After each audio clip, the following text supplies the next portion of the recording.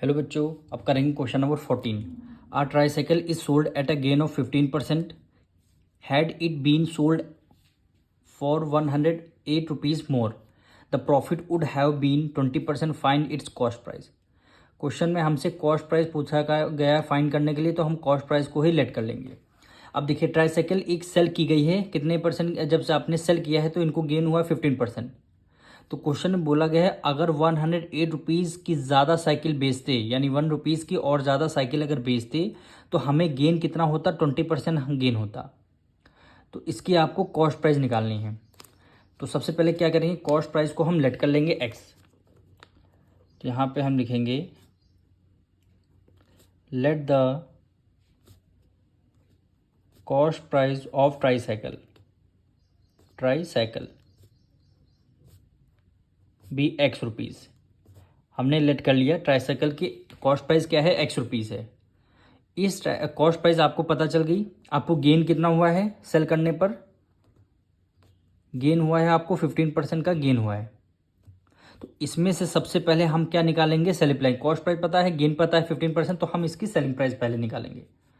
तो यहाँ पे लिखेंगे सेलिंग प्राइस का फॉर्मूला क्या होता है गेन के केस में, 100 प्लस गेन परसेंटेज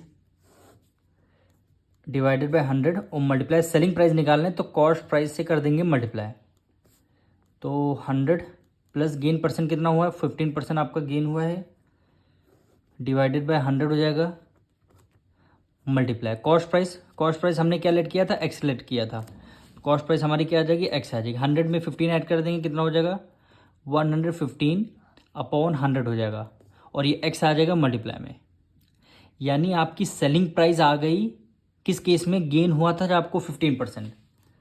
अब आपको क्या करना है, एक और सेलिंग प्राइस आपको निकालना है।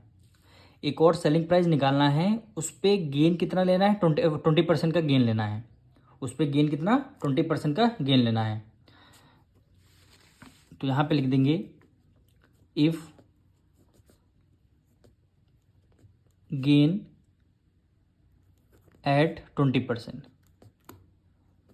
20% का अगर इनको क्या हुआ है, गेन हुआ है, 20% का गेन हुआ है, तो कॉस्ट प्राइस तो हमारी क्या रहेगी, एक्स ही रहेगी। कॉस्ट प्राइस तो हमारी एक्स रहेगी, और गेन आपका 20% है, तो एक और हम सेलिंग प्राइस निकाल सकते हैं इनकी। तो यानी सेलिंग प्राइस इक्वल टू हो गया 100, गेन हुआ है तो प्लस गेन परसेंटेज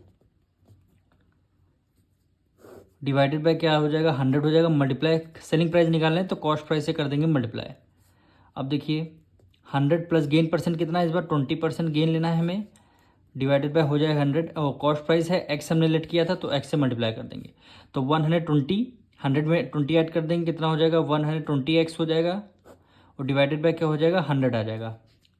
ये आपकी सेलिंग प्राइस। देखिए आपकी दो सेलिंग प्राइस आ गई हैं। जब आपको 15% का गेन हुआ था, एक सेलिंग प्राइस ये है, और जब आपको 20% का गेन हुआ है, एक सेलिंग प्राइस ये है। अच्छा, दोनों सेलिंग प्राइस को कंपेयर जब आप करेंगे तो ग्रेटर नंबर के कौन सा, किस सेलिंग प्राइस का है। यहाँ न्यूमरेटर देखिए दोनों बेस सेम है, यहाँ 115 है, 120 है। तो हम क्या करें, बड़े वाले सेलिंग प्राइस से छोटा वाला सेलिंग प्राइस क्या कर देंगे, माइनस कर देंगे। यहाँ पे लिखेंगे अकॉर्डिंग टू क्वेश्चन, यानी अकॉर्डिंग टू क्वेश्चन। अब बड़ा वाला सेलिंग प्राइस कितना है, 120x अपॉन 100, माइनस कर देंगे। छोटा वाला सेलिंग प्राइस कितना आया था, 115x अपॉन 100। जब दोनों का डिफरेंस जो है वो आपको क्वेश्चन में गिवन है, कितना गिवन है, 108 रुपीज़। ये कह रहे हैं ना, had it been sold for 108 rupees more. अगर हम 15 ट्राईसाइकिल को सेल किया था, हमें गेन 15% का हुआ था। अगर हम 108 रुपीज़ की ज़्यादा की साइकिल बेचते तो हमें कितना गेन होता, 20% का। तो ये 108 हमारा 15% और 20% का दोनों का डिफरेंस गिवन है। क्या गिवन है, डिफरेंस गिवन है। तो हम यहाँ पे हमने क्या कर दिया, 108 रुपीज़ का लिख दिया हमने, यहाँ पे आपका डिफरेंस है। सेलिंग प्राइस आपकी ये 20% वाली, ये आपका 15% है, दोनों का डिफरेंस 108 है, क्वेश्चन में आपके गिवन है। अब इसको हम सॉल्व कर लेंगे। तो यहाँ पे 120 में से 150 माइनस कर देंगे, कितना हो जाएगा 5x हो जाएगा, और डिनोमिनेटर में क्या रहेगा आपका 100 रहेगा, इधर क्या हो जाएगा 108। अब आपको x की वैल्यू फाइंड करनी है, यानी 108 मल्टीप्लाई 5/100 है, रेसिप्रोकल कर देंगे 100/5 हो जाएगा, 100/5 हो जाएगा।